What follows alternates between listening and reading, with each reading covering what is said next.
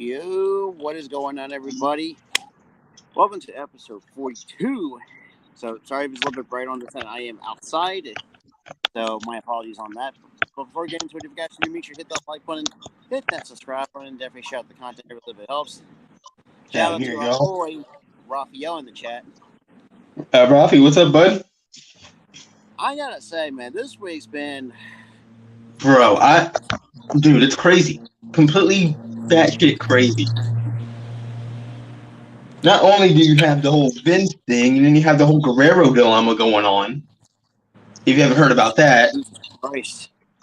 it's crazy, bro. And now Vince was using a concentration camp, a World War II concentration camp for a goddamn video package.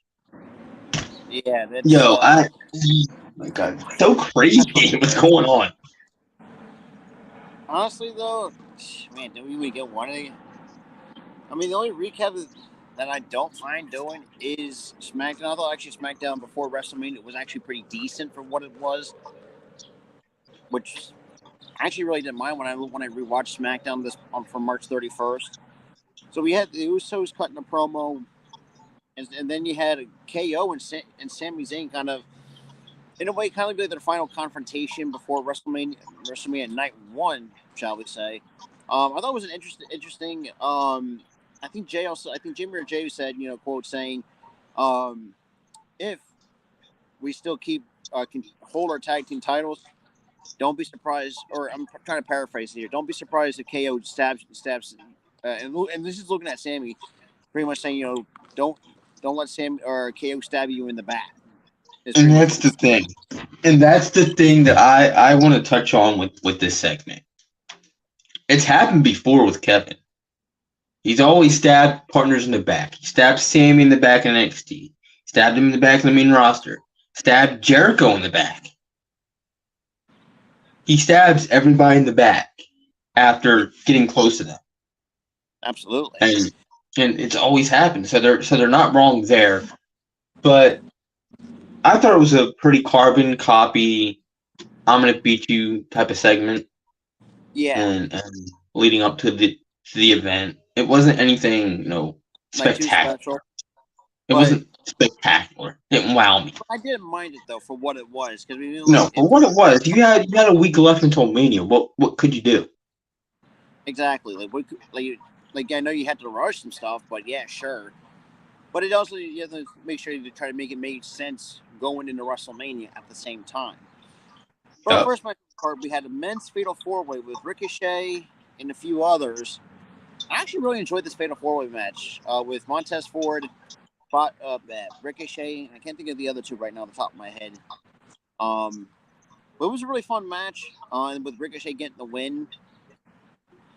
I mean, it's really not, like I said, nothing really special. I don't know how many more of those this guy's getting under Vince, man. With Vince back, yeah. I don't know how many more of those he's getting, because I don't even think the guy's gonna be on TV anymore. I really don't. It saddens me. It pisses me off. It really is. Next match we had the Andre the Giant Memorial Battle Royal. To be quite honest, I didn't really care for this. Yeah. At least he didn't have a jobber win it this time. They had somebody with some credibility win it. In Bobby Lashley, that's fine. But yeah, I didn't really care for it because past winners. If I'm going to or if they don't. For me, I don't really think they need to scrap. They need to add a stipulation to it. Or not just you win a trophy. That's all they get is a trophy. They don't get a title shot. They don't get they don't get pushed. I feel like this should be a form of a way to get somebody to get pushed, a newer star that would never get a push any other time. I feel like that's what should have happened. But I agree 100%. But you don't see that. Oh, you just won a trophy. Yeah, and that said, you have your name engraved on it. It's like, what was the fucking point then? Like, who cares? Exactly. Oh, he's a Andre the Giant Memorial Battle Royal winner. So? It's not like that mattered. If it mattered more, we care about the accolade, but we don't. Yeah, good point. Next match, we had our first women's segment on Friday Night SmackDown. It was a women's fatal four-way, individually, by the way, too, with Raquel getting the win over. I can't think of the other fucking women right now, but I guess there's been too much. We don't really much care, and that's right, and that's sad to say. Well, it's sad. It saddens me to my ever-living core because we heard it. We heard it on Raw. We've heard it on SmackDown. Crowds always dead with these women. But what really pained me was that following Sunday. That's what really pained me. Because you could hear a pin drop inside of a goddamn stadium. Stadium of 800,000 some people. Because of these women are not getting over. It saddens me. Because these women are great competitors. And they're not getting over. They're fantastic. Chelsea Green, fantastic. Sonya Deville, fantastic. Who else? Raquel, fantastic. Fantastic. And I think I said Liv Morgan. Liv Morgan, I can see flaws in her game. I can see a little bit of flaws, so I can see why she's not over yet. But she's also with her character work. She's great with her character work. Just in ring, she's kind of sloppy a little bit. She's got some kinks to work out. I think she's good. But she has room to get better. Oh, absolutely. I feel like she has room to get better.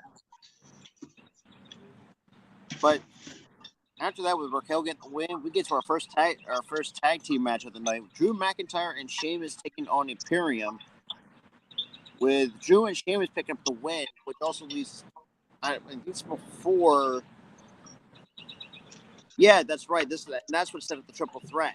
They won by disqualification because of fucking Gunther's. I'm thinking to myself, like, you could have said this, you could have done this triple threat match. You could say this, like, oh, we're gonna have a triple threat match. You should have said announced it a lot sooner than that shit. That's just me. But the thing is, they had to milk it. They started. To me, what got them flawed is that they started storylines months and months before. Yeah. And builds just got tiring and more tiring and more tiring because. For like the middle part of these builds, they had to repeat everything over and over and over. Like the Sami Zayn Kevin Owens thing. Will he team up with his buddy or won't he? And they just kept going over and over and over and over. And then so they had to rush the ending. They had to rush the ending, and it was like 2 weeks before Mania, and they were like, "Oh, I'm gonna be your friend," and then, "Oh, we're gonna beat you," like a week later, and it's done. And we were looking at each other, like, "What is this?" Like we were like, it was a head scratcher.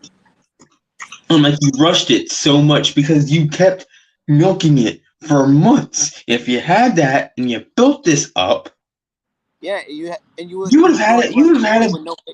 You would have had the story set in stone. Exactly. Right before Mania started. But you didn't. So you had to rush the ending. Yes. So Drew and Sheamus get win by the disqualification by Gunther. Probably did the worst way possible to get that triple threat match. Regardless. But we get to our final segment, which was Cody Rhodes and Roman Reigns' final confrontation. For me, I liked it because it gave Cody Rhodes momentum. But we'll get to the part where I'm angry because it gave him all this momentum. But for what? But for what, man? But yeah, I mean, it was pretty much a promo battle and stuff like that. Really nothing too much. You know how Cody is with the promos. I mean, like I said, I don't have really much written down. But yeah, so Cody Rhodes pretty much say, "Oh, what do you want to talk about?" Like how he opens up with his promos and shit like that. So it's not really something special with that. But then he was, Roman Reigns started ripping the shit out of him though. Oh yeah. Oh, you ran away from AEW. You ran away from here. And then Cody Rhodes comes in, rips him a new one, completely. Yeah. Oh boy, that's how you. They're not good. You're using your family, and they're gonna turn on you. They're gonna leave you, and you're gonna be a tribal chief with no tribe. And I'm like, oh damn. I was like, damn. Okay. Here's the thing about it. Roman threw the first low blow, and now Cody pretty much did. Cody dished one right back. Like, goddamn, Cody. It's kind of And then ironic. and then We might but see. what infuriates me is they gave him so much momentum. Oh, we good? Yeah, that's They what. gave him they gave him so much momentum just for the Mania thing to happen. It pissed me off. But then again, can't be saying the same thing when a fan hit Cody Rhodes with a rubber chicken. Is that what that was? I thought. Is that what That that was a was? I rubber saw chicken. something. Dude, I swore I saw something flying. That I'm was like, a rubber chicken. what the fuck was that? Yeah, That was a rubber chicken. Someone literally threw her. Oh, and man, the internet went wild with that. It's like, I gotta see the clip because I saw something flying at Mania, and then yeah, they did say it is but a rubber. let me talk about a fan for a second. Can we stop throwing shit at events, wrestling No, events? no, it was that rubber chicken. I'm not talking about the rubber chicken. I'm talking about the water bottle that hit Roman. Oh shit! I forgot about that. Can we stop with that? That's not okay. That is not okay. It really isn't. These people are there to entertain you, entertain us. Mm-hmm. And because someone in the back wrote the finish, don't be mad at the person acting out that. They're the actors. They have nothing to do with how they win or how they lose. Oh yeah, Nothing. for sure. You don't need to throw water bottles at him because, oh, he won a match. That was not his call. That was the writer's call.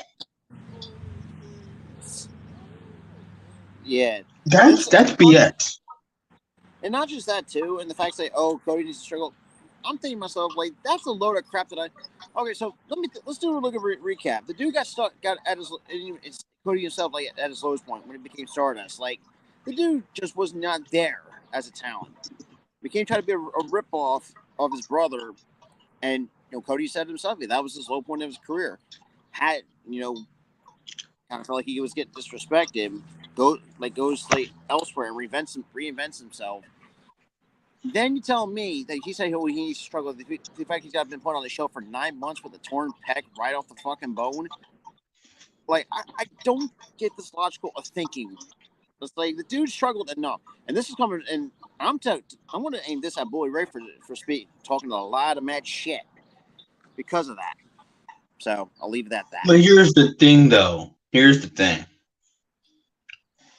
I won't take Bully Ray's thing to heart because he's already announced that him on Busted Open Radio, the show he does, he's just playing a heel character. He's not being him. So I wouldn't rib him for that. He's just playing a heel. Well, I get that. That's just a little thing that still irks me, though. Don't be irked by it, man. He's just playing a character. He isn't serious about what he says. But I gotta say this, man. Like the last 48 to 72 hours has been hectic. Oh God. Next week, right. do we even want to cover Raw? Because holy fuck.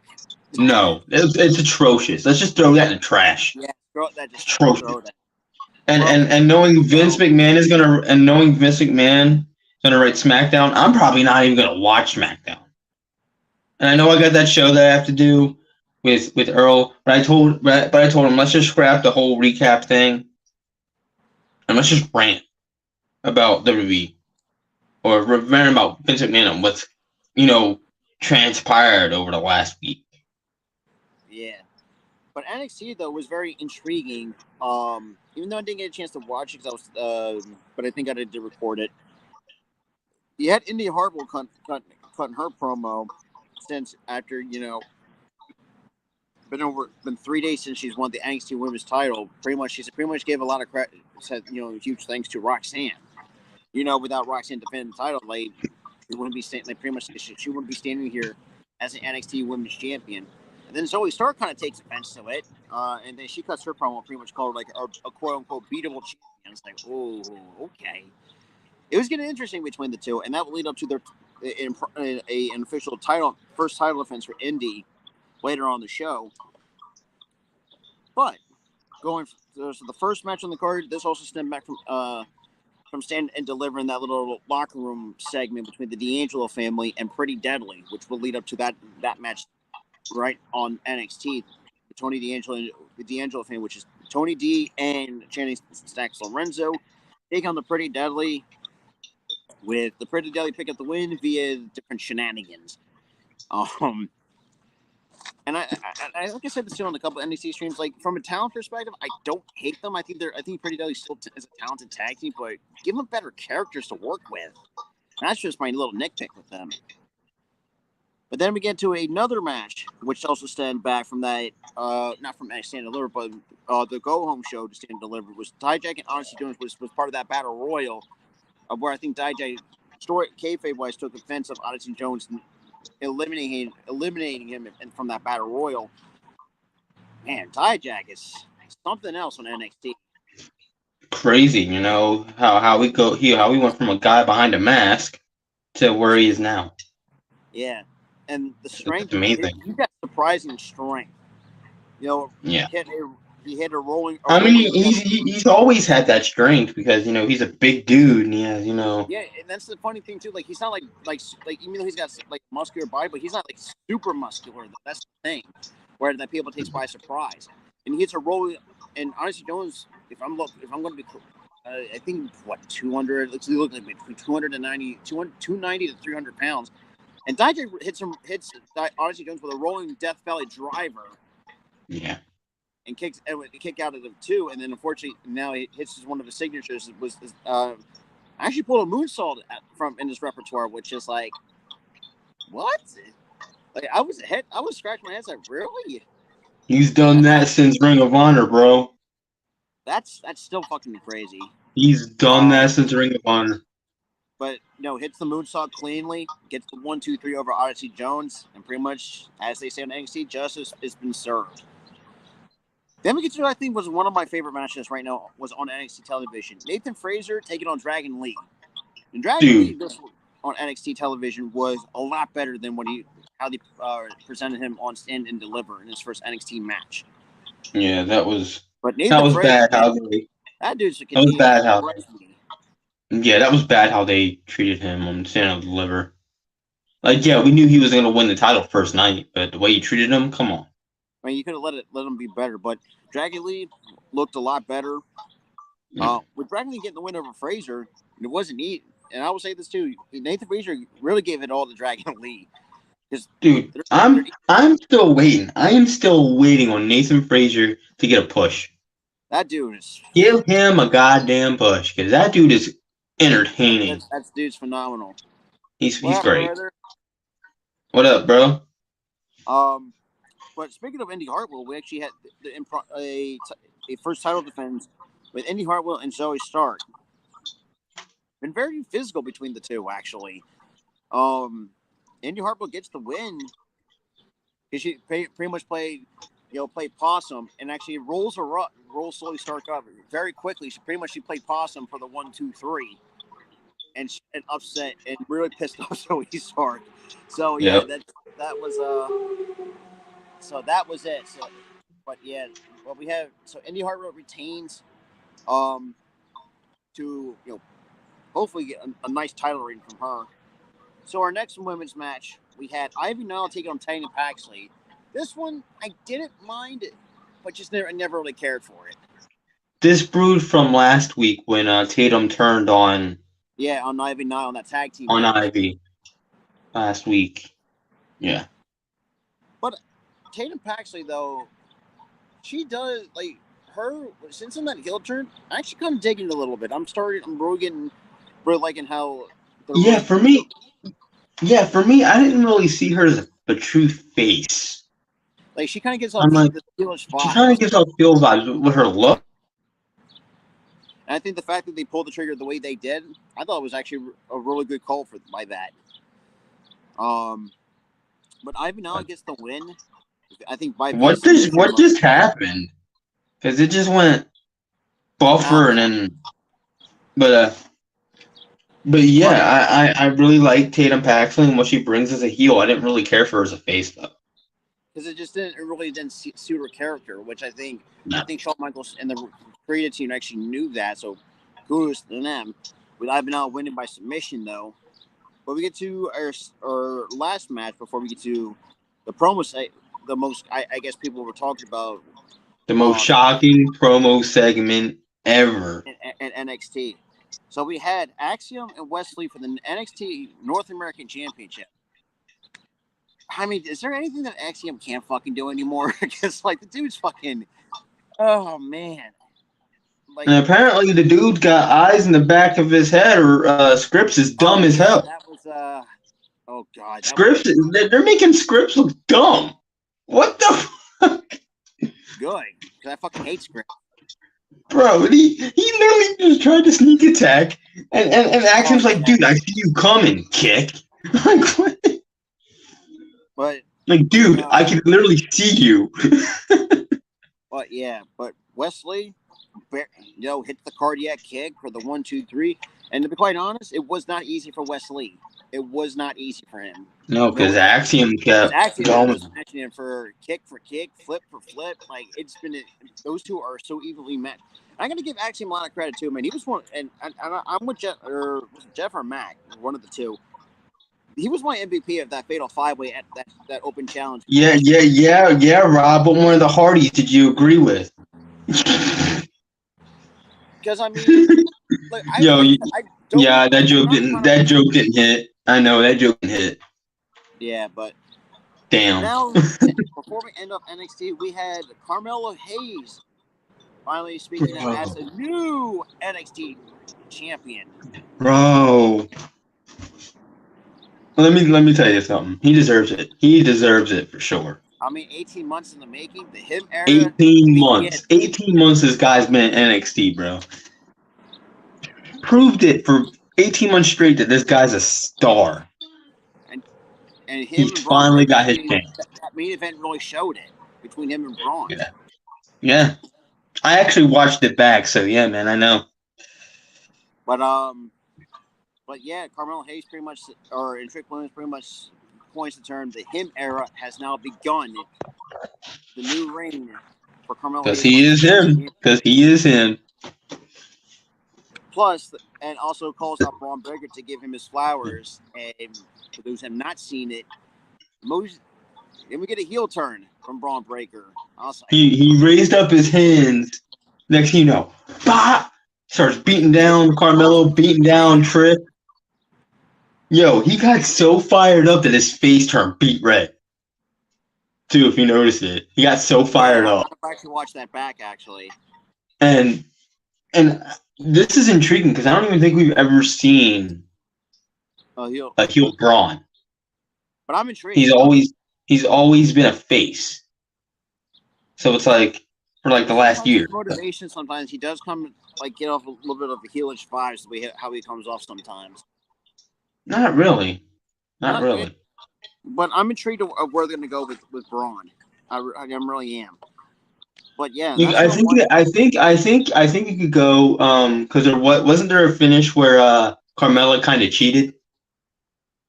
I don't think so. I think I've been hearing that he cheated. Oh, he cheated. You know, I'm not sure. Because I didn't watch the match matches entirely on NXT Stand and Deliver. Because from what I saw, I mean, the only person got involved was Trick Williams, and Trick Williams got his ass thrown out. That's pretty much about it. So we tried to cheat. That was the thing. But they could go that route, like, oh, you tried to cheat. You're nothing more than a cheater. Or you can go like a jealous route. I should have retained that title. That title is mine. You don't deserve any of it. Like all that. You can go any route with a heel Braun versus a Carmelo Hayes. Oh, I'm sold pretty much between. I'm sold too, man. I'm sold. But yeah, and that's how NXT goes off the air. But now we move on to AEW Dynamite. Actually was not a pretty decent show. I actually missed it. Shockingly, I missed it. What up, travel buddy? Yeah, I'm at work right now, and I appreciate that too. Thank you, Travel Buddy. So the first opening contest was Juice Robinson and Ricky Starks, but that turned out to be a no contest by Jay White himself. So y'all can shut up right now. Y'all can shut up and by saying Jay White's going to WWE. No, he's not. In the way that I see it from Jay White, I think he kind of I think before he signed with AEW, I think he kind of observed this, what was going on between both companies.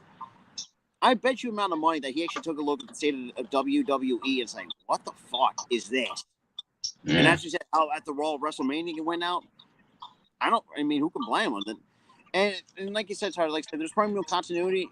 He wasn't formally kicked out, but apparently, they were because I think with that stipulation, I don't know, New Japan's a little bit weird with their matches. No, because you gotta remember. I forgot who kicked him out. It was somebody. It was Juice Robinson. It was Juice Robinson's best friend who kicked him out. It was what the fuck is his name? I can't think of it at the moment. But it's Juice Robinson's legitimate best friend and former tag team partner, who's now possibly his new tag team partner. They've already reformed that group. And I feel like I can see the face, but I can't remember the name. But yeah, exactly who you're talking about. But he kicked him out because he was leaving the company. So I was assuming that he was not in Bullet Club, but he's helping Bullet Club, which makes no sense to me. Even though that faction should just die as it is. They've been going on. The faction hasn't been the same since the Elite days or hell the Prince Devitt days. Yeah, or Kenny Omega, for crying out loud. Kenny Omega. That's why I said the Elite days. Yeah, and I think this where I'll get. I think I know this. I know it's crazy. I think Kenny Omega and the Young Bucks knew this faction was going downhill a little bit quickly, and I can see why they split. They tried to make it like the NWO Wolfpack thing, where they split up the faction into a babyface faction and a heel it was yeah, it just didn't make sense. At that point, the faction was a mess. It was okay, it's a mess. Yeah, you got the heel side, you got the face side. It's stupid. Then they scrapped that whole thing. After that feud ended, because they all went to AEW, they were like, screw this, we're making our own company. We're doing our own thing. We're not gonna handle this whole NWO 2.0 storyline thing going on here. Yeah, we're not doing that. We already seen that once before. We don't need to rehash it again. We're not doing that again. We're not doing that again because that's what killed WCW, was that whole shit. Oh yeah, trust me, I know better than people like me actually. We're not doing this again. We're not killing New Japan by doing this. And Antonio Inoki would be fucking pissed. He'd be rolling in his grave though. But then again, not really, because Antonio Inoki couldn't book worth a damn either. True, but yeah. So and that dude kept playing hot potato with the world goddamn title. Even though it's a big one, yeah. Now it's going to be interesting to see what we're. Do you know who was one of their champions under Inoki? I don't know. Bob freaking Sapp. Oh, you know you have problems when he's champion. Oh man. The guy who asked Adam Sandler to teach him the football. That's who was champion. Oh no. You got issues when that happens. Why? Oh my God! Now I know the face. God damn it! But yeah, so outside of that turned out to be no contest. So yeah, Jay White's all elite. To be quite honest, I'm excited. I think Jay White's gonna fucking kill it with AEW. Bro, Jay White is going to be top tier. Top tier. Now, before we go to AEW, there's one match I do want to see between Jay White. Him and Kenny Omega tearing the fucking house down. I have no. Bro, Jay White versus anybody, would be money. Jay White is. Remember, sign from Ring of Honor too was fucking fantastic as well. A young dude. Yeah, I remember that. His 2017 excursion from Ring of Honor or from New Japan. Too, from what I remember on Ring of Honor. Yeah, because that was 2017. That was during his excursion because he was a New Japan guy. Yeah. So it was during I his. saw It this was like a like year. It was it was like a this year was long. Hold on, it was like a year long excursion from like early 2017 to 2018, and then he was back in New Japan because he was a young boy. He didn't have character. yeah. And the fact that and they finally when he first got introduced to the Switchblade gimmick, that pretty much That gimmick is so badass. it really is, man. And And the I hope fact they keep his theme from New Japan. I hope they do. Because it's that gonna be theme is cool too. so and we get our first trios match. Be a trios championship title defense. I mean, like, not bad, but I'm really digging it of how Tony Khan's has really built up the House of Black. Man, that's just a fantastic trio.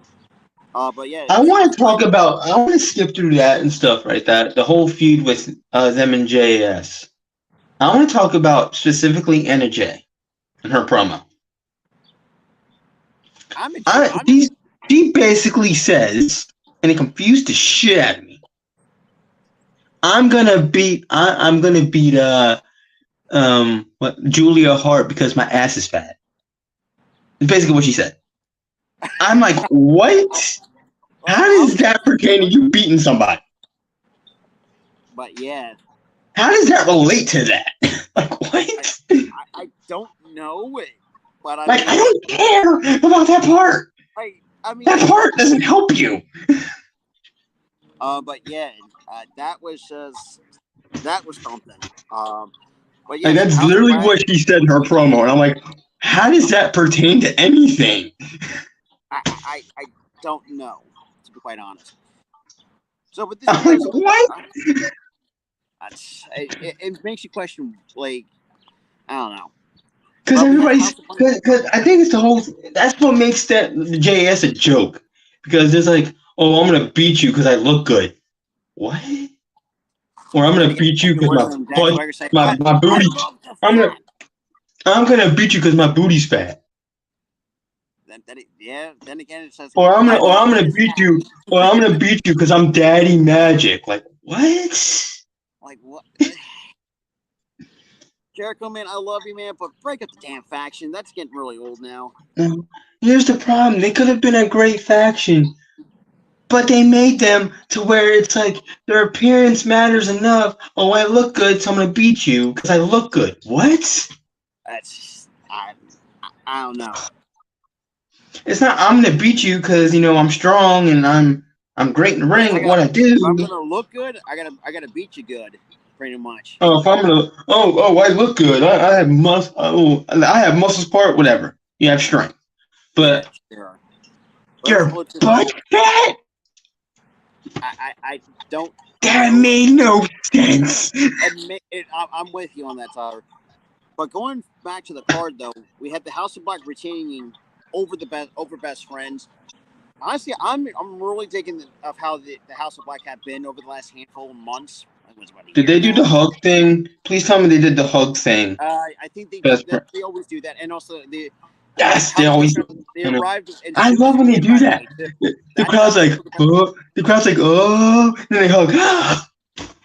But yeah, so that's how. So and best friends they come out through Sue's van as well. So yes, Mama Sue's back. But yeah, we got our first women's title defense between Riho and Jamie Hayter. To be quite honest, I got to give Riho a lot of fucking credit though for hanging in with Jamie Hayter as well. But Jamie Hayter does get the win though. But it wasn't easy for Hayter because Riho. Honestly, I get why people don't like Riho because she is small on the smaller side and it doesn't look realistic. But man, yeah, I get that. I mean, but man. That little lady has heart. In that ring. She has freaking heart, bro. Yeah, exactly. And that's why I gravitated toward her in 2019. Because I saw her. I didn't see her for her size. Like, oh, she's small. This doesn't look believable. I'm like, this lady has freaking heart, bro. I mean, she showed. hell, I mean, her and Hayter. I think that was for me. That was one of the best matches outside the trios match. That was like another good match on the card for all AEW. I expected it. Can we talk about yeah, I mean, the Acclaim, they really, not going to really go over that. Can we talk about MJF pulling out a fucking Frank Sinatra for crying out loud?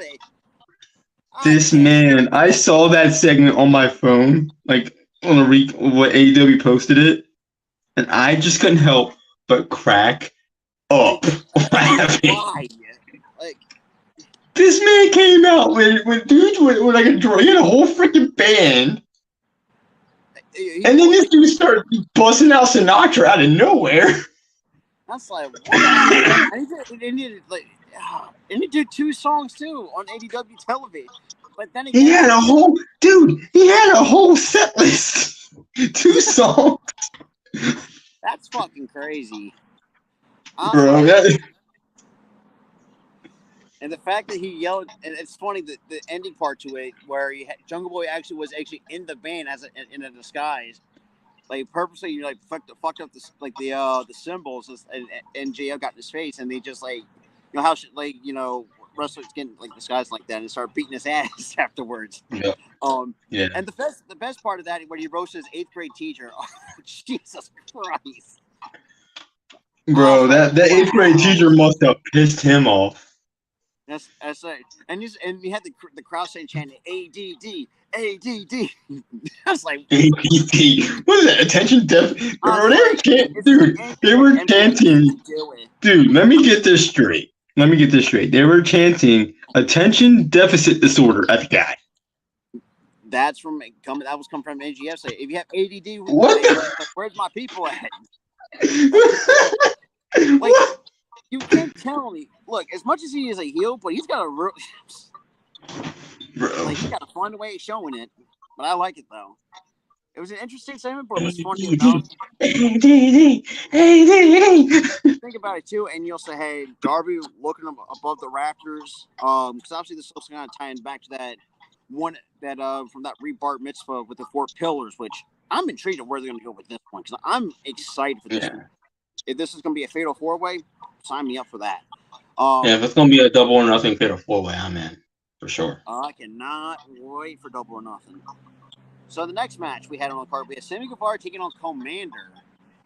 Now, as much as I've seen Commander go before.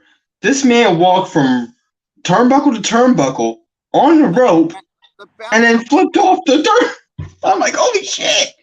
And the fact that he put on a really good match at Super Card of Honor with Big Kingo. For the love of Christ. That's another guy that made me shit a brick. Wait, Tony, I don't know where Tony Khan's finding these type of talent for Kenny. But Sammy... Finding them in Mexico, brother. Mexico, that's where the super good flippy shit is, bro. But Sammy Guevara does pick up the win over Commander. Oh, man. And boy, did we see the actual legitimate side of Sammy Guevara. And he actually cut a promo, pretty much accused, or in kayfabe-wise, of MJF selling his soul to be at the top. He pretty much accused, or storyline-wise, not be one of the 4 quote-unquote pillars. For me, it's kind of weird. For me, this is kind of weird because they're trying to book him as a babyface, but he's in a heel faction. He's kind of still heel, but he's coming off as a face. It's weird. And I have a feeling they're going to have to pull. If you're going to make him a face, then do it. Pull the trigger. Go ahead and do it. He didn't have a proper face run because he was organically turned heel because fans turned on him. Because of the Taya Conti and him debacle that happened. And fans thinking that he cheated on his ex for Ty when they didn't know what the hell was going on. They weren't there. They didn't see it happen. What up, Earl? Good evening to you, my dude. But yeah, and if you're not watching AEW All Access, sometimes you couldn't help feel bad for both Ty and Sammy. Bro, I'm like, when I watched that first episode, I missed the second episode, so don't spoil it for me. But when I watched that first episode, I'm like, when I watched that first episode and I saw that little segment that they had with Ty and Sammy, I'm like, they are actually kind of cute together. And the They fact are they're really doing it freaking for cute together, man. I'm yeah, happy for them both. yeah, it's like they But both this do great. whole, the whole fandom, wrestling fandom, trying to accuse him of cheating and like, oh, You they know, got together a month after the split. Oh, he must have been cheating. You don't know that. He might have pulled it off saying, look, I'm. He probably told his wife, look, I'm starting to catch feelings. So let's just well, end it technically, here. it was his fiance at the time before he It was his married his fiance. wife. He probably went and looked before he even thought about cheating. He probably looked at her and said, "Look, I'm catching feelings for somebody else. I don't know why, but that's what it Yeah, it's is. a I little bit think of a we should split." conversation, but That's probably what happened. You don't know what happened. He probably never even cheated. yeah. So Sammy Guevara had another good and I feel like this side too. I think he's another star in the making that I could see for Sammy Guevara because he's been in some high profile matches during his I'm time in telling you right AEW. now. You know what made me think that this dude was a star? Shoot, Him in these goddamn ladder matches. dude, he's pretty much He always pulled off some crazy shit in these ladder matches, bro. absolutely. Every single time. Every damn time. He's just freaking four like the latest ladder match at Revolution where he's doing a 450 off the tallest ladder ever. I was like, man, The ladder's up here, the second ladder's way down there. Like but how yeah. the hell? To answer Earl's question, no, I did not get get your invite yet. So you're gonna have to What's the tweet for? I didn't pick up on it, so I'll Uh, probably check after the show. But yeah, Sammy Guevara picks up the win over Commander. But then we move on to our next match. I could split on this one. You had Hook and all equal Ethan Page going at it for the FTW mm, champion. mm. But Hook, I really don't. I really don't. Look, I like Hook. I like Ethan Page, but this whole feud isn't doing it for me. And when the hell did they randomly turn Matt Hardy heel? I don't know. They did. what the fuck's can't think of his other fucking name right now from Private Private Party. Party. Private Party. Yeah, they turned him heel. Oh, it was Isaiah Cassidy. Isaiah Cassidy. Isaiah That's his Cassidy. name. It's been a while since we They seen turned both of them heel randomly. I'm like, what for? I know his brother Jeff is in rehab still and rehabbing, all but that. he also did get in. But you could have still had him face, not just randomly turn him heel. What are you gonna do if Jeff gets back? Like, what are you gonna do there? Well, and that's what depends too. How long his rehab is. Plus, also Jeff did get eye surgery too at the same time. He did get eye surgery. Yes, he did. So So yeah, so I don't so like. should You be don't know what's going. It's weird. They randomly turn him heel. I'm not digging the feud. The feud's kind of meh to me. it's been or anything worse than But Jeff. it's more of like to me it's like comedy fodder. Yeah, it's comedy fodder. They try to make it funny. That's the problem. Like we don't need that. No. And But regardless, because I mean, Ethan Page tried to cheat his way using the FTW Championship, try to crack over the skull of Hook, but Matt Hardy pulled his own mind games and cracked Ethan Page with the title, and when Hook hits the red, locks in the red room, pretty much that's all said and done. so they turned Matt Hardy face. So both Isaiah Cassidy and Matt Hardy are back to being faces again. What was the point? Yeah, that was Is it? I think I like I don't even know if they were feuding. I don't even know if they were feuding before that. If they were, you could. If they were feuding before him, if they were feuding before he was joining the firm, and I would get like the whole I integrated into the firm so I could see how you guys work, and then I was gonna turn on you. That would have made sense. But he just randomly joins the firm, randomly turns heel. Well, Everything just felt random. There was a few instances on where Matt Hardy was, in a way, like think about it, or finally after pulling the trigger of cracking the title over Ethan Page's head. But we've seen it, where both Isaiah Cassidy and Matt Hardy did not want to be there. They want to get the hell out of there. But that's here nor there. But we move on to the BCC taking off some jobbers. And obviously BCC beat the win. I mean, that's kind of given. But man, this version of the BCC. Listen, I didn't mind that. Here's the thing. I didn't mind that because they're supposed to be like this like aggressive heel faction where they're just beating the shit out of everybody. So I really don't hate it. I don't hate that they just beat the crap out of some jobbers. I don't care. That's great. Or he had Bryan Danielson pull out a screwdriver and fucking puts it in Adam Page's skull. I wonder who taught him that one. Moxley. and I also think of this too, man. Even though I didn't really mind Daniel Bryan when him as heel, but it really brought this faction to like a whole nother level of potential. But yeah. Let me get to our main event of the night was FTR versus the Guns. Pretty much it was the titles versus careers. Bro. Before we talk about the match, the Guns entrance theme. Bro. They used a 50 Cent song. Yeah, I think it was like... And it made it so badass, too. But yeah, I mean, both... Obviously, the Guns try to find a way to cheat their way after Colton actually hits the low blow blatantly right in front of Paul Turner. First, and he tried to get the bell ring, but Cash Harwood. Paul's like, dude, I see you. But yeah, Cash Harwood was not going to let that fly. And right. Obviously, FTR are your new AEW tag champs. I expected it with the whole loser leaves AEW thing, and if they lost, that they would leave AEW. I feel like during that time when they made that stipulation, FTR and Tony Khan were in talks. So now we know that a new contract is set in stone. We know that now. Honestly, pretty much too. Even with FTR's been, got to give them credit where credit's due. Even though they haven't been on television for a while, but when they came to AEW, they've been fucking killing it ever since leaving WWE. They've absolutely killed it. I mean, think about it. They killed it in AEW, Ring of Honor, AAA, New Japan. Like, no matter where they go, there's going to be somehow tag team gold around their waist, no matter what promotion it is. Yep. Hell, they had tag gold, albeit for a little bit, with WWE too.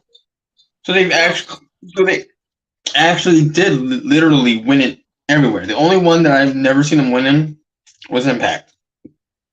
Yeah. That's the only one they're missing. Like, that could have been like the holy grail of tag team gold right around. And I mean, you can't win them all though, but I mean, it's whatever. No, you can't win them all. But yeah, and that's how Dynamite goes off.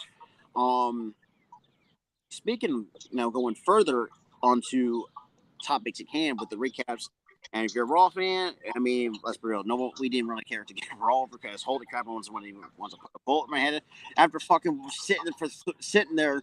And me and Tyler can attest to sitting there for 3 hours. After the whole thing, we extended the show for a little bit because I was like, "What?" Me, Earl, and Jeff were just freaking pissed, and we were ranting the entire night. It was just Jeffy more so him because it was like he was yelling, screaming, pissed off. His face was all red. He was so angry. And rightfully so, the only return we got was fucking goddamn Matt Riddle. Which I don't mind Matt Riddle. I like Matt Riddle. I don't mind it. And don't get me wrong. And there's been rumors that Pretty Deadly was supposed to get a call up from NXT. But Pretty Deadly that was supposed to get a call up. That segment with Seth Rollins was supposed to have words in it. And you saw that viral clip was going all around everywhere. And you can see how pissed off he really was. It's like, what the fuck? He was like, are you freaking kidding? Like, he threw his hands up and was like, are you freaking kidding me? Yeah. So all I gotta do is just stand here, let the crowd sing, and me walk away? Pointless? And then you have me questioning if he turned heel or not. He didn't turn heel. It was just a mindless segment to where he's just standing in the ring, letting the crowd shower him with love, and him walking out. That didn't need to be on TV. And that brings us to what we speculated it would actually it would happen. This had Vince McMahon written all over it, and we come to find out reports again. And that's why after the show, me, Jeffrey, and Earl were so pissed. So pissed. Even though we try to get it out of Earl, he's so passive aggressive, which is the funny part. But honestly, I'm not excited for Friday. I'm not. And I'm probably not going to watch SmackDown. And I'm definitely not going to watch SmackDown after what I heard earlier. Or what I read earlier. And let me get to that. That's a good segue. So, Vince McMahon, you evil bastard. Absolutely.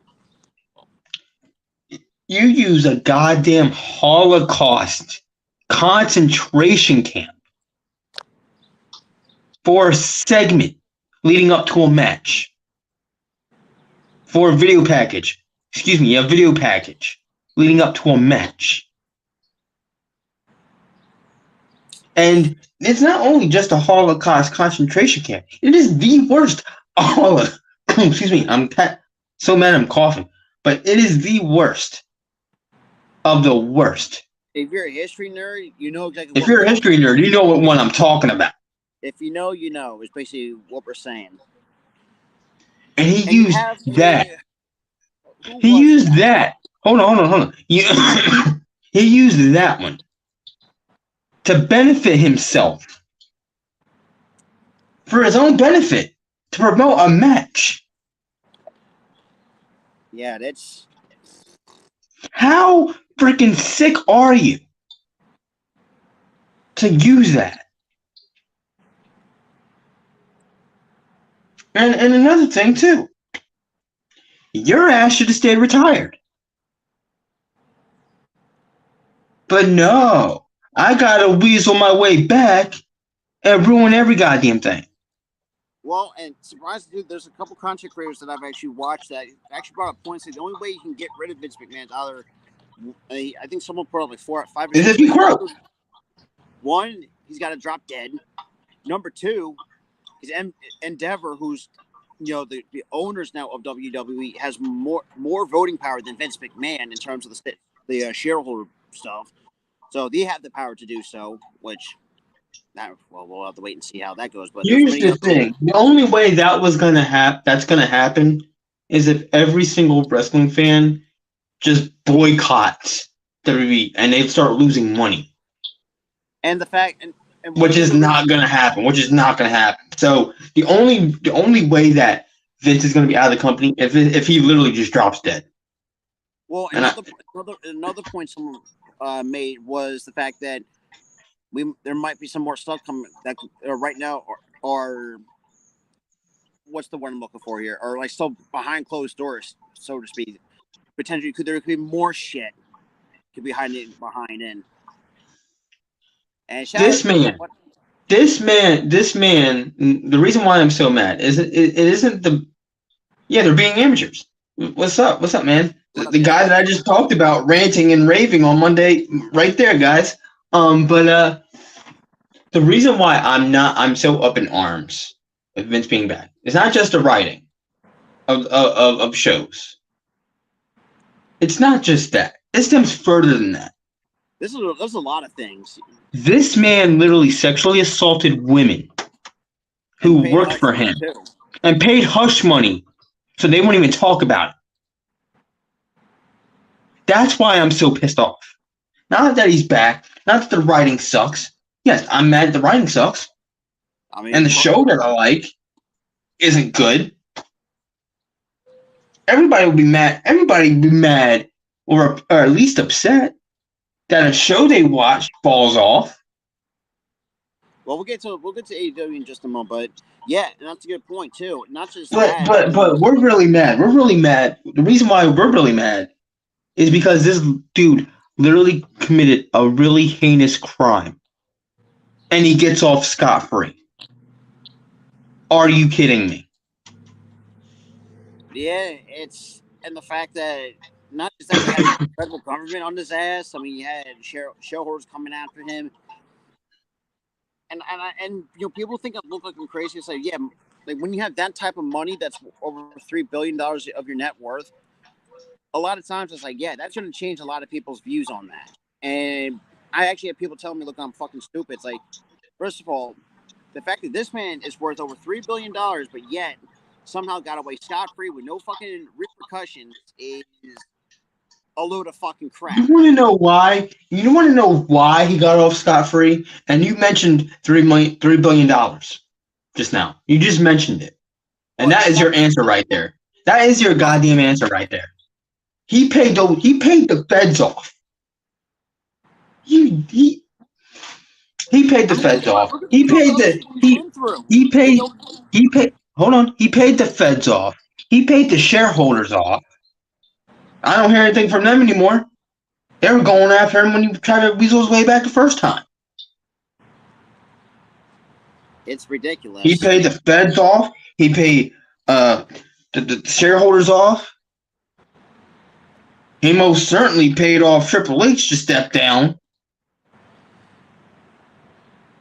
And to be quite honest, I'm going to say this. Don't be surprised if Triple H calls it quits. I really don't be surprised. I would walk out if I was him. You know what? No, screw you. And that's what people were saying, too. Like, if you're going to get your point across, do it at Max Exodus. And that's not. I honestly, you know what I hope would happen? You know that segment on Raw where they had like a mass walkout? Yeah. I wish that shit now was legitimate. Where every single wrestler, every single staff worker who doesn't like Vince just walks out. Just walks out. Yeah, it's not going to benefit us because, we don't have a show to watch. But I'd rather have no show to watch and the wrestlers be pissed off and then Endeavor forces Vince out. And Endeavor has the power to do that. And they do. They have the majority voting power because they bought the company. And speaking of Endeavor's actually very pissed off, which is very unusual for a company. And for those who don't know who Endeavor is, they are pretty much the parent company of the UFC.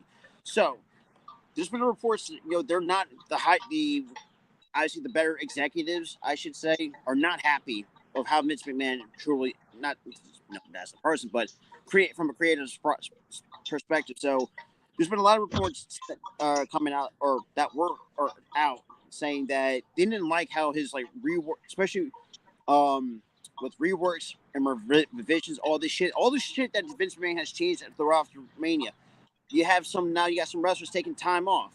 Look at Bayley, for example. If you read that the cryptic tweet of this is how the story ends or some shit like that. Goodbye.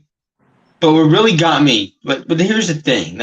To me, I chalked it up as her. Okay, she's being a heel. Whatever. So you can chalk it up any different way you want with Bayley. One tweet that got me, Asuka's. Yeah. Oh yeah. That's what got me thinking. Oh shit, she's pissed. And if I'm Endeavor, I should be and this is the way. Look, I can't really speak for Endeavor, but I'm trying to put myself in their shoes. If I see Asuka being unhappy as she was, calling out how bad the women's division is, yeah, the changes need to be made immediately. That's the way that you have a piss poor women's division. You have piss poor writing because Vince just wants to rush and have a billion rewrites, and then he doesn't know what he's doing half the time. These rewrites, he confused the crap out of me with the Seth Rollins thing. Seth Rollins was confused and pissed off.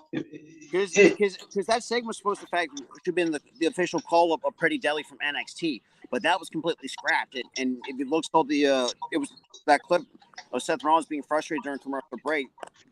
We were supposed to see Pretty Deadly.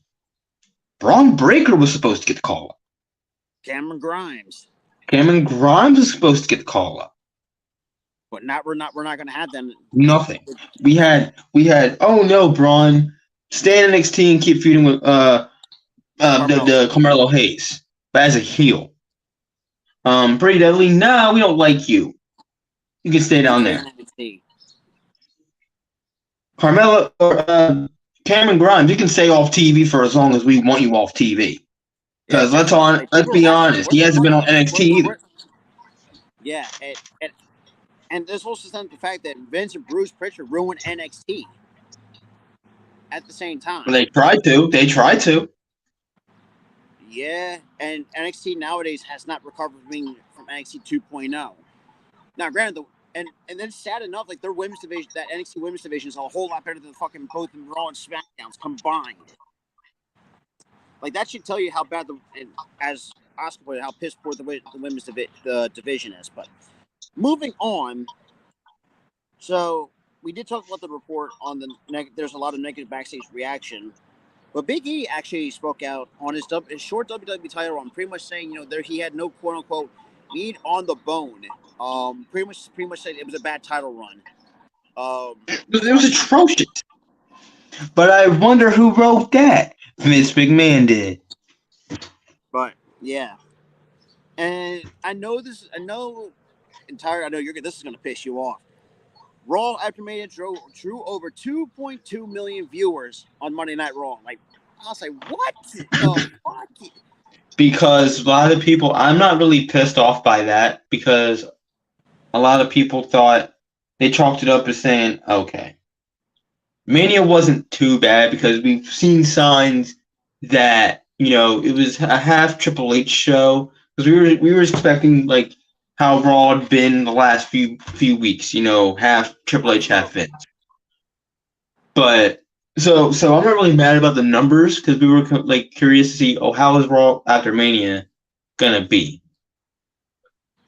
Is Braun gonna get called up? Is Pretty Deadly gonna get called up? Is Cameron Grimes gonna get called up? And when none of that happened, those same 2.2 million people are pissed off. Yeah, and with the piss poor matches, the piss poor segments, the piss poor matches, the piss poor segments, 2.2 million people are pissed off. Absolutely. So, speaking of Charlotte Flair, depending who you're asking, but she did announce like she is going to be taking a break from the company for a while, and actually that's why she dropped the title. Yeah. Basically, she says she wants to try to do compete in bodybuilding. That's why you saw how she's got the body for it. I mean, she's got the body for it. She wants to do bodybuilding. She wants to travel the world with Andrade. Speaking of Andrade, that will ties into my next segment right here. Andre Idolo, his contract is set to expire since he's been kind of on the shelf with the torn pec for the last 8-9 months. But from what I've seen, like his quotes, like he seems like he's really been really happy with in AEW.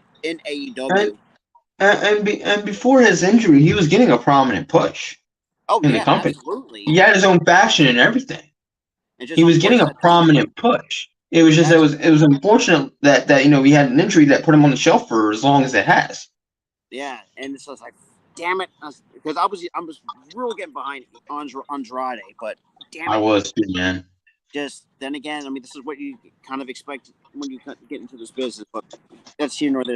Keeping with AEW, Nigel McGuinness is actually now on the AEW commentary roster, which.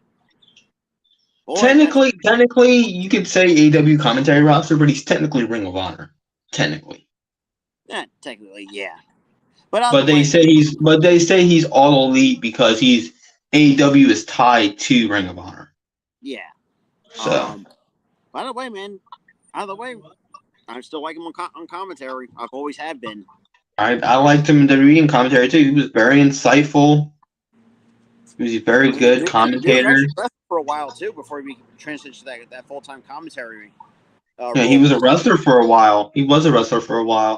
Ring of Honor days. People really forget about that. Yeah, people do forget. Yeah.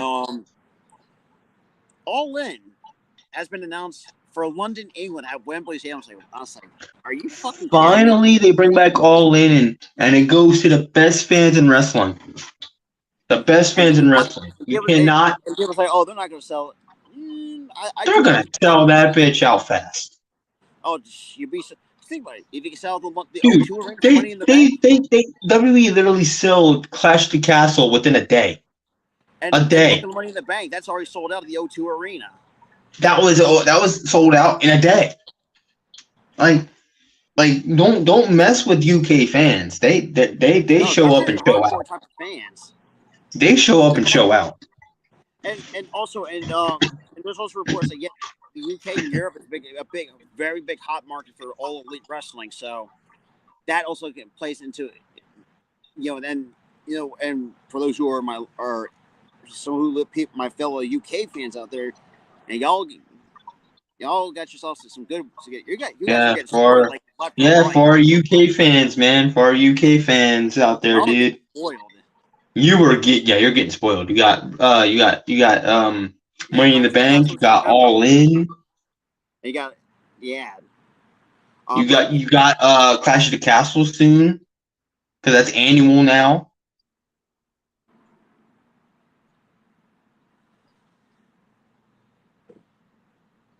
So Yeah. What up, Adam?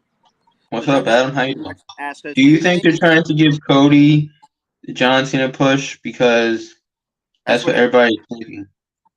No, I think Cody's getting the John Cena shovel because Vince is back. Because Vince could care less about Cody Rhodes. Think about it. He rewrote the main event to where his favorite won the match, and then his other favorite came in and beat the living hell out of Cody the next night. Even though it's a load of fucking crap, but I mean, he's getting the shovel. He is not getting a push. He's getting the shovel. If you don't know what that means he's not getting pushed. He's getting buried down the card.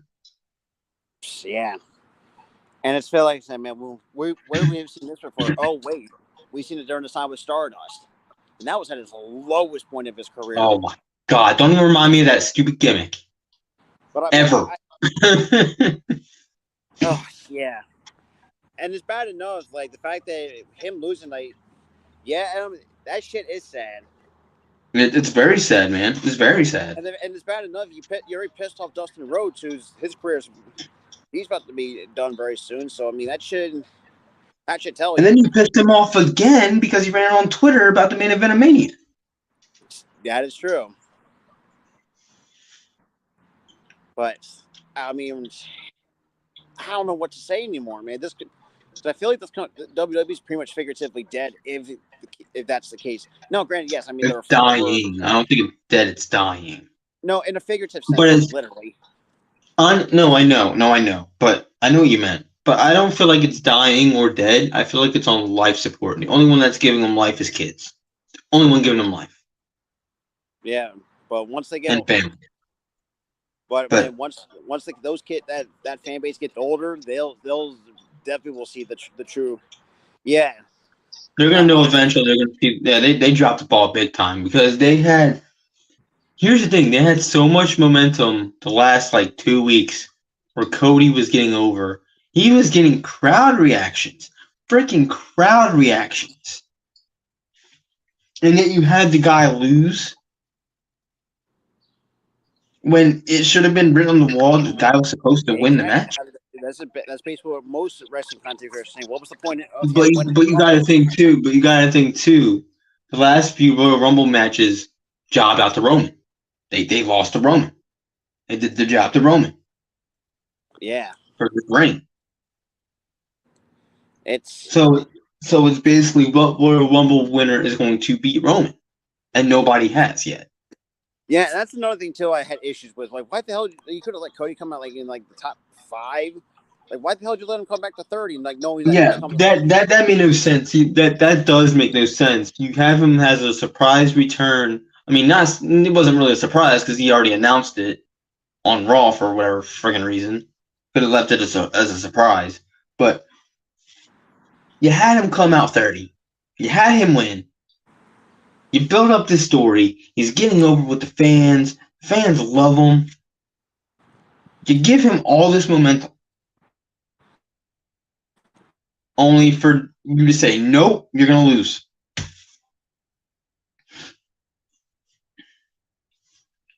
I think you froze.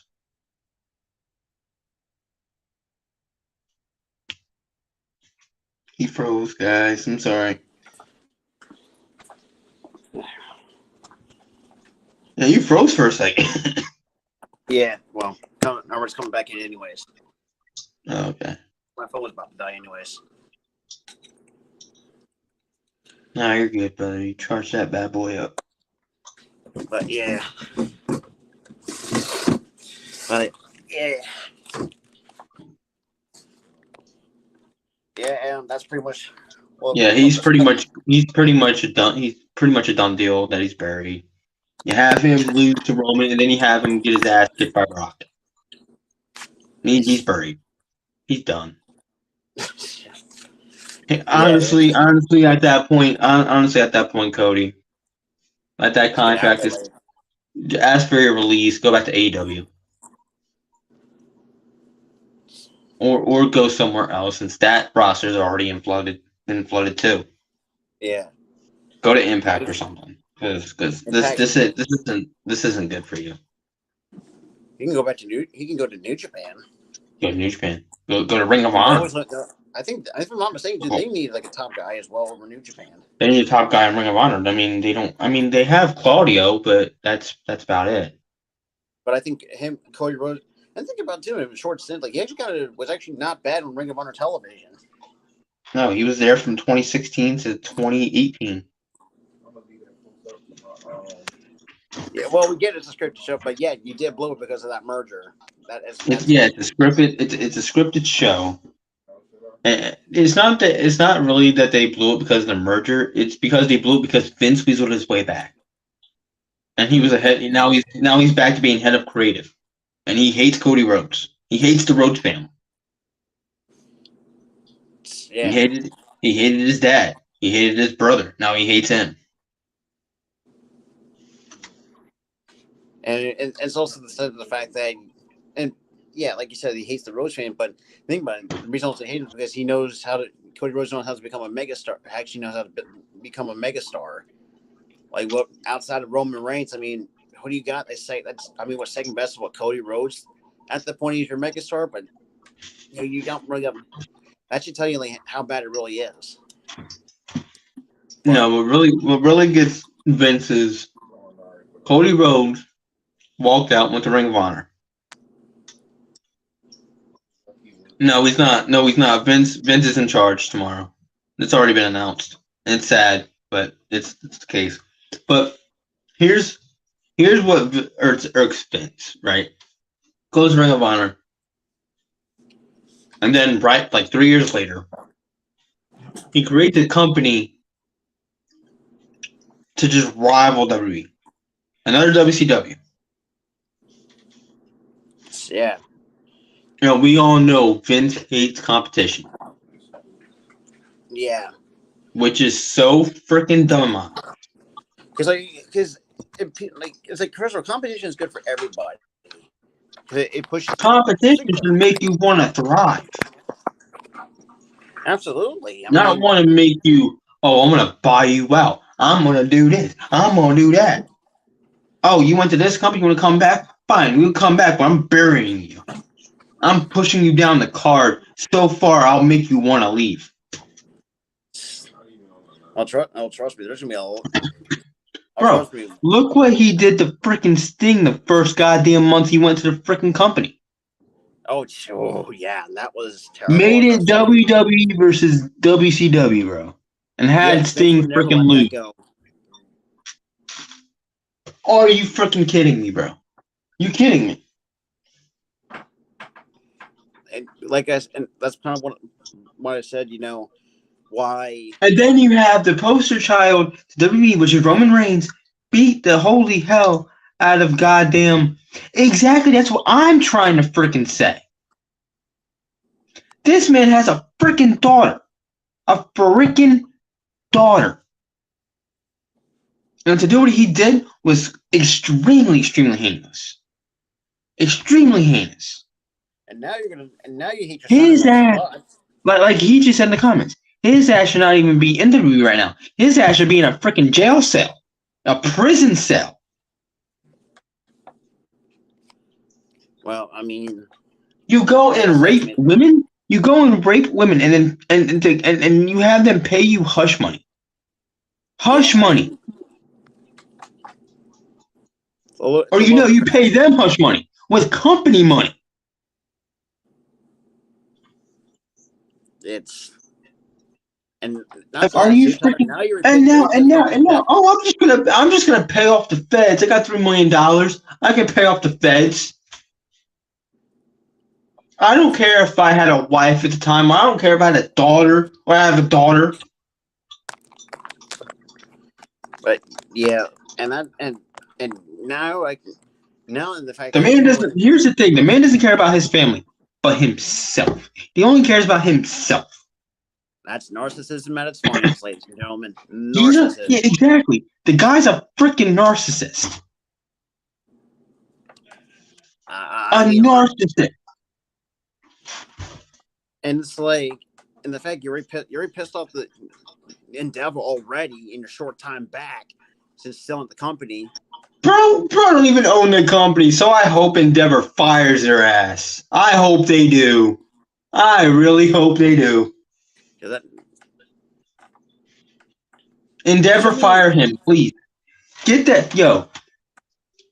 In the comments, y'all, put hashtag fire Vince. oh man, that's been speaking of. I actually want to talk Put about that shit in the comments. Dude, that's been going viral everywhere. And honestly, Rob, in one of the hashtags, put fire Vince. Oh, trust me, I will. Put that shit in there too, bro. Because, well, yeah. So I got nothing else to add. I think we pretty much covered everything. And let me reiterate before we leave for the third time. That man should not be working for WWE. He should be in a prison cell. Or, like I said, be 6 feet under. Even though I don't wish death on one person, but karma has to get you at. Bro, it's a guy who raped women and had them pay or paid hush money to shut them up. The only thing that keeps hold on. You said about something about him being 6 feet under. Let me tell you something. For a guy who did what he did to the women and paid hush money to them, so they don't go to the feds. He did, but he goes to the feds. So they don't go to the feds, right? He pays them hush money after he rapes them. And you said that you don't wish death upon anybody, but you'd rather see him 6 feet under? You know what I gotta say about that? I mean, screw it. Me too. And it's bad enough. I mean, you're and going back to what Oscar said too. No guy or gal. I'm not. No person. That's a better way of saying this. No person. Yeah. Who rapes a person, rapes or murders a person, which thankfully Vince never did. He never murdered anybody. Technically, no, but here's the thing: he never intentionally murdered anybody. Oh well, that if it's not that, yeah, like by his own hands, like stabbing or shooting and stuff like that. That's what I mean. Okay, I was about to say, but he still has that blood of Owen Hart still on his hands. I know, but it's not. But here's the thing: he didn't kill him. It was a faulty equipment thing. But here's what I think about this: a person who rapes and kills somebody, or rapes or kills somebody, doesn't deserve shit in life. Why do you think? And this man is running around free with $3 billion.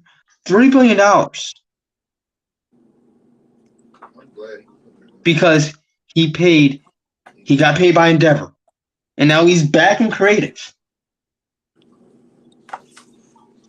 And that's sickening. And yeah, John, no, because the problem when they were on YouTube, yeah, that's when everybody was putting in the chat was fire fence. Yeah, that was but hold on, let me finish that. This man doesn't deserve shit for what he did. Doesn't deserve shit. And yet here he is back in creative. Writing shows. Piss poor at that because he didn't care about fans. And he's and he's somehow roaming scot-free in this world. That's not okay. So Endeavor, I hope you're watching intently. Fire Vince McMahon right now. Fire. It's not a good look for your board. Call authorities. Have this man thrown in prison. Because he doesn't deserve shit for what he did to those women. You ain't wrong. You ain't wrong. And, one final thing, though. I think going back to, like I said, with what Bayley put on, and you've seen instances where, like, she was kind of, when I got a chance to watch some interviews, like, she was kind of very uncertain of what her future's looking like. And you could see, like, I guess you could see a little bit of fear in Bayley a little bit since Vince came back, and now you have. There's fear with everyone. There's fear with everyone because I bet you the majority of the people that Triple H brought back are going to get fired. No. And but hopefully Endeavor does the right thing. Because acts as Vince. Just take some. Oh, and that's another thing too. I forgot to put down in my notes was that the COO of Endeavor is actually going to, is they're going to do because there's going to be major layoffs coming. So fingers crossed. Vince for every one of those layoffs. Well, we have to wait and see when those when that news comes out. If Asuka's turn out to be one of them, and I'm going to be a little bit upset, yeah, sure, I will be. But she deserves a lot better, and go back to either go to Japan, and also working with Stardom too. So I wouldn't be surprised she went back there anyways. So I would be mad she got released, but then again, Asuka deserves a lot better. I think most of these women do. All of them do. All of them. Every single one of these women deserve a lot better. I mean, think about every single one. Asuka, Bayley, Dakota Kai, Io Sky for that fucking matter. Like, what the fuck? Like, what happened to the quote unquote genius of the Sky that was an NXT? Like, what the fuck was that? Then again, that's Vince we're talking about here, and stick him into a faction where should never have happened. But outside of that, now I get now. Here's the thing. That the damage control thing was not Vince's doing. That was Triple H. You gotta remember that. Because, it was during SummerSlam. SummerSlam was the very first pay-per-view that Triple H wrote. He made damage control. Right. He written damage control. That was the first mess up he did. Was that faction. And the way he booked the faction. That was Triple H's fault. True. Absolutely. So I blame it on Triple H. He has some kinks to work around, but the thing is, I could chalk it up as okay. That was a mistake. Whatever. But with Vince though. And this is interesting. Actually, I want to have a little bit of a quick discussion with this. People don't like her. Here's the thing. People don't like her. I get why they're not fond of her. I can't say they don't like her. They're just not fond of her. Is because she does have some kinks to work around. A lot of promo stuff. She's getting better there, but her in-ring work is kind of iffy at times. Yeah, but she's not bad. I like Liv. I like Liv. She's awesome in my eyes. Honestly. I do agree. I think she'll do better elsewhere. Like I feel like she would. Yeah, if they could actually help her grow. But you got to think too. Hold on, you got to think too. She was only in NXT for 2 years. She needed more seasoning. She needed more help. Why do you think Carmelo Hayes, or guy like Carmelo Hayes, granted, yes, he's been there over almost 2 years. 18 months. Yeah, he came in during the tail end. Year and 6 months. He came in during the tail end of the NXT Black and Gold. Yeah, okay. The very tail end. Because he won the breakout tournament, I think. Right. Yeah, Jonell. Like I said, Yeah, we'll it's see gonna what it's happens gonna there. start coming. It's gonna start coming. If for as long as Vince is around, he's gonna release people. And I think that's where the company fails to do is actually know how to train or actually help the wrestlers get better. Think about it. Like I said, I mean, Liv Morgan, as much as I love her from being a Jersey girl, I like what she has. I mean, I wish like the trainers could have done a lot more with her to work on her. But here's the thing. I've already always said this about Liv. She does have kinks to work around, but I see the potential in her. I mean, we've see seen it. flashes. Like we've seen some flashes with her, and I was very very happy when she won the title. I was very very happy, but It was just lackluster at best. and that was Vince's fault, the run itself. But you could see the kinks, you could see the holes, the cracks that she had. Absolutely. The writing didn't help because it made it worse. It made it more noticeable. The Oh, cracks she had. absolutely. And that was just ugly. So you could see the flaws. And that's the only issue that I have with Liv. So she needs to fill those cracks out. She needs to fill those flaws out to where she's better at this. Like a little bit better. Bringing back to your point that that could have been an opportunity to have her sort of kept her back in NXT for the, and fix that. But then again, they rushed up their main roster call ups, and well, let's just say that kind of failed. It failed. And that's what they've always done with their main roster call ups. They always rush them. Always rush them. I mean, and the sad part is, I remember in the 2000s, bro, when they always had like vignettes for like a month, 2 months, 3 months. Yeah. Nowadays, like, all right, we're just gonna throw it on TV. We're just gonna throw it on TV. So, how do you expect? I'm sorry to say this, but who do you think Vince McMahon is going to release? I think one of them. Candice LeRae. Wouldn't be surprised. Asuka's one of them. Asuka, Bayley. I mean, Io Sky, Dakota Kai.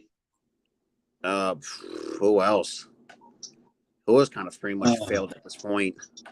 Damn, I hate to say it. I hate to say it, but I think good ass question. I hate to hold on. I hate to say it, but I think Johnny Gargano's gone because he ain't getting over worth the shit on the main roster. Loomis is gone.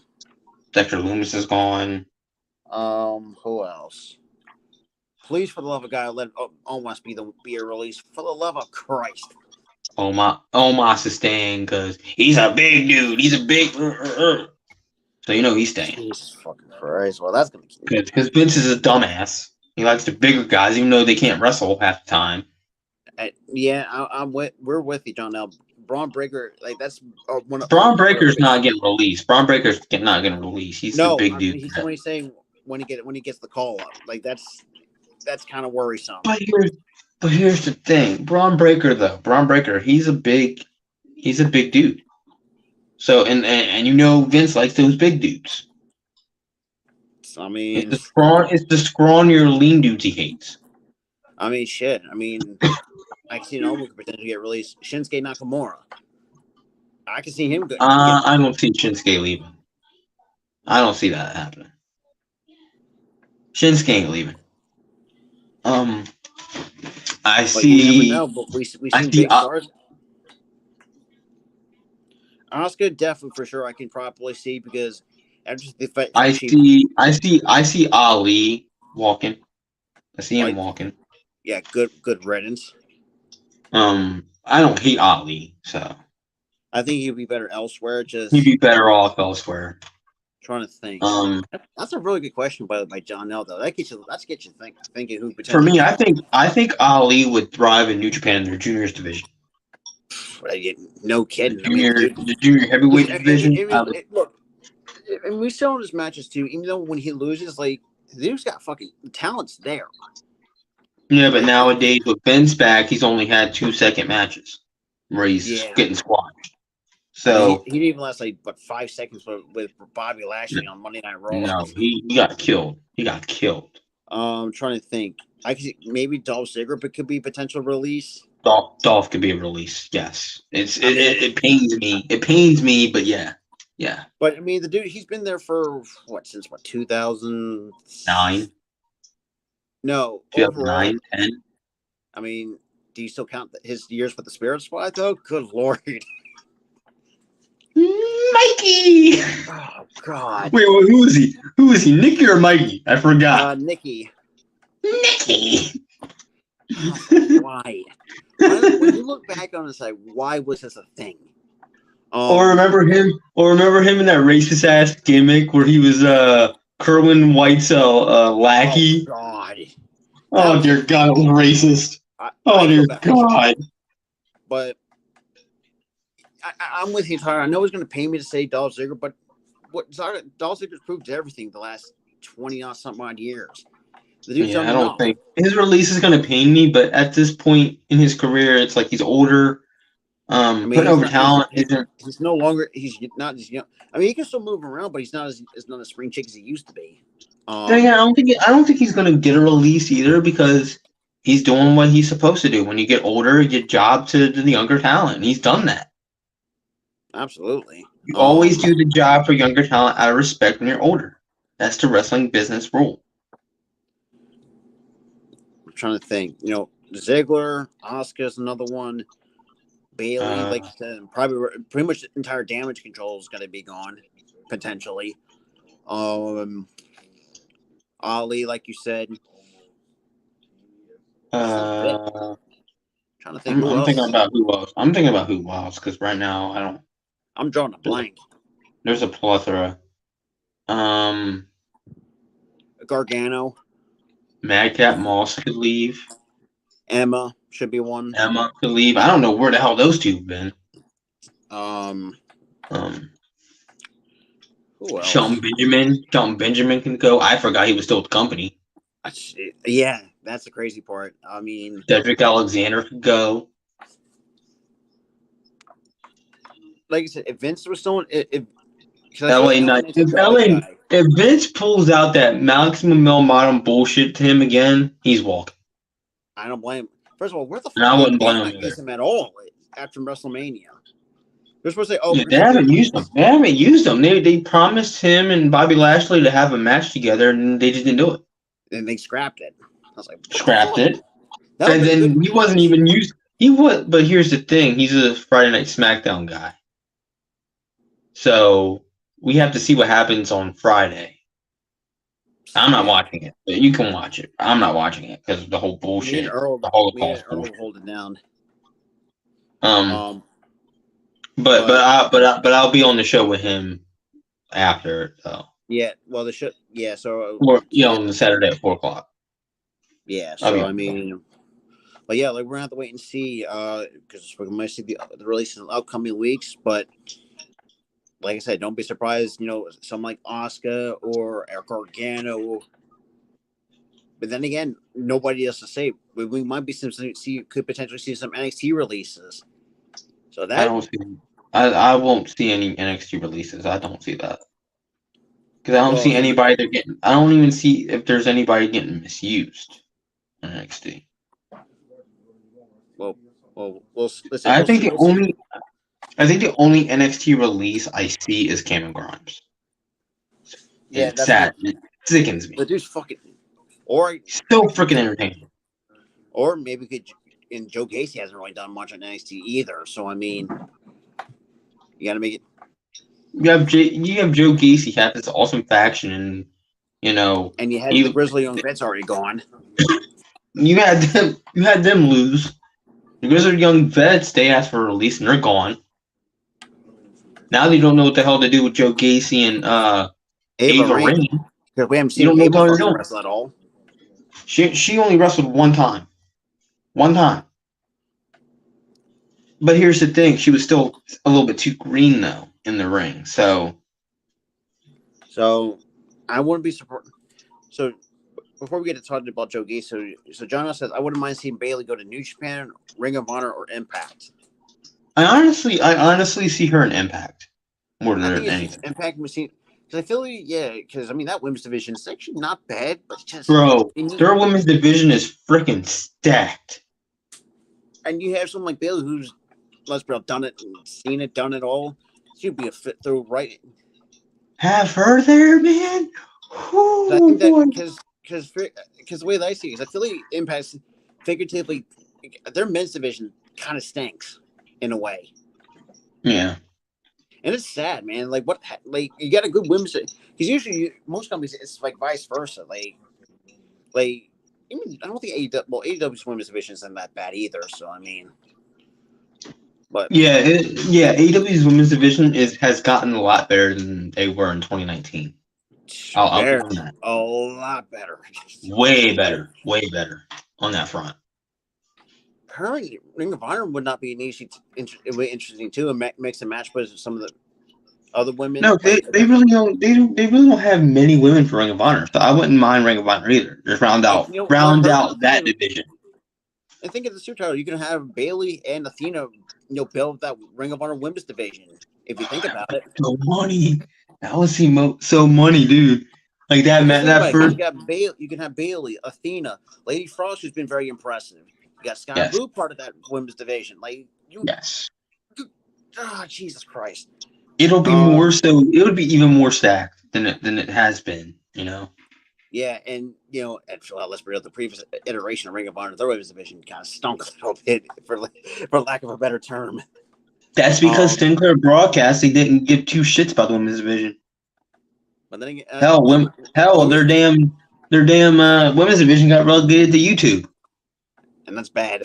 they had one match on Ring of Honor TV, which wasn't really on Ring of Honor TV or it wasn't really on TV because guess what? They were on a Sinclair Broadcasting group. It was on local TV at like 1:00 in the morning half the time. No, I don't see that happening. She's too much of a hot commodity to release. Too much shit. But then again, WWE's kind of known for making stupid decisions. So I mean, yeah, they did. Look what they did to Samoa Joe. He was over, and he still got fired, even though he couldn't stay healthy. That also did present an issue. So I understand on that front why they got rid of him. When Joe's fully healthy, oh good Lord, that's just fucking scary. I'm sorry. Bro, the way he's been healthy for this entire freaking last 3 years he's been company. Fantastic match on Supercard. Fantastic. Him and Mark Briscoe freaking killed it, bro. And I want to see more of them in the future for Ring of Honor because I think they're, even though it's just. I will say this too. It's kind of so surreal that Jay's no longer here with us. It's still fucking surreal. Freaking hurt. That still freaking hurts, bro. And the fact you could see they had just won the tag titles back like a few weeks before that too. And it's just look, I know that might hurt Mark, but you can imagine what Samoa Joe's going to be going through. I mean, because he has some matches with Jay Briscoe throughout his time. He was probably honored that he was going to face his brother at Supercard. Honored. Because I mean, there was a couple times where he said he wanted to drop the belt to Mark and do it for Jay. I see this feud going a little bit longer, and I feel like that's going to eventually happen. Yeah, so obviously it's still a fantastic match. Was I shocked he retained? No. I mean, Samoa Joe's still fucking fantastic. Let's be real here. Samoa Joe's a freaking dog. Capital DAWG dog. And it's how great he is. I mean, look at that. Look, I know Ring of Honor may not have the best, or I'm not saying, they have some upcoming stars, but their women's division, I'm very intrigued in. I mean, yeah, Athena could be is your face of that women's division. Fantastic. Lady Frost. Lady Frost. Sky Blue did not just. But Ian Riccaboni, for the love of God, when you have a match with Lady Frost, stop making Frozen references, please. That's one I find it hilarious. And Chris Coleman, for me, is actually kind of underrated too on the broadcast booth. I loved him. I loved him on commentary half the time. Him as a wrestler. He needs to bring back that whole the confessional thing or the whole reverend thing that he did, like the whole pulpit? talk show thing he used to do. You know what I'm talking about? Yeah. Bring that shit back. Something pulp. I'm gonna have to rewatch the older episodes on Fight TV and kind of I'm get gonna back have to you to on that. too to actually Because man, Ring of Honor has remember what changed for that like was. the last handful of years. But like I said, we'll see. Like I said, Ring of Honor so far through 5 episodes been nothing short of fantastic. In terms of No, what not at all, brother. Not at all. All I 5 mean, episodes were money. I mean, I do shit.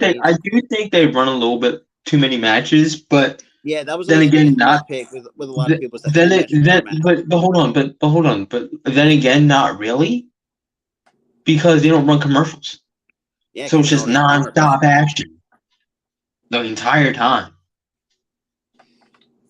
But like maybe 1 or 2 backstage segments an episode. Yeah, and I like the fact I thought Supercard was actually a really good pay-per-view. Actually, I want to watch it up. Just very unfortunate for Dante, unfortunately. Just very unfortunate. But oh god damn. God, That freaking injury, bro. His leg went that way. It ain't supposed to go that way. was good. Yeah. I don't think your leg's supposed to bend up. Like up. Like your knee is like your shin bone is like up. It ain't supposed to go like that. I'm really intrigued of what or how they're gonna what new designs are gonna have for the tag team title belts for Ring of Honor. So knowing that you know what I see? I see a classic vibe that they'll go with. Makes like sense. A classic, more so because look at the logo. The classic design with the Briscoes, and you also got the classic design with the logo itself. So I mean, if you can find something that can throw the logo on a really nice design, I'm sold. Yeah, because remember the design of the current Ring of Honor, right? The logo is the 2009 design that they have. Yeah, it's also crazy too, though. It feels like we're old now, just seeing Chris Rodino's wrestle back on ROH television. I mean, that's a good question. I'm not entirely too sure. No, I think they still got a thing with New. No, I don't think they don't. They never really worked together. Technically, it was just they were just sharing Cody Rhodes for a little bit. Yeah, in 2016. That was what was happening because he had like a 3-month contract with. Or actually, it was a 7 month. It was a 7-month contract with Ring of Honor. He worked like 3 because he got hurt midway through it. Yeah, and then he let that contract expire and went full time with Ring of Honor. They didn't really work together. That was more so them and AEW. Yeah, years later. But yeah, so we're gonna wait and see how everything goes around. I got nothing else to add other than the fact that I got nothing else either too. Yeah, so with that being said, at least we got to air our grievances about the whole WWE situation. Absolutely. But thank you guys. We're like 40. We're 40 episodes in, bro. We're 40 episodes in. Well, yeah, but with that being said, and we'll see you guys on the next episode.